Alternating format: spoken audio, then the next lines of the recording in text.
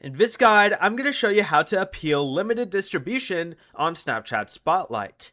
This is Miguel from JustBoz, and before we get into this guide, make sure to like the video and subscribe to the channel with all notifications on for more content like this. It really does help out the channel and we'd greatly appreciate it. If you have any questions, just ask them down in the comment section below. I'm going to be doing my best to reply to every single comment down there.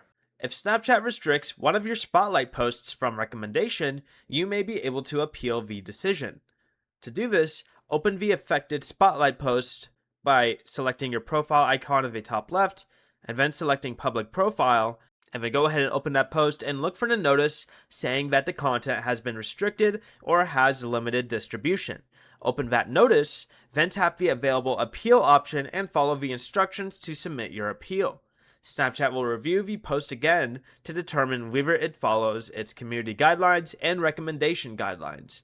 If your appeal is approved, Snapchat says the post will become eligible for recommendation again. If it is denied, though, the post will remain ineligible for recommendation.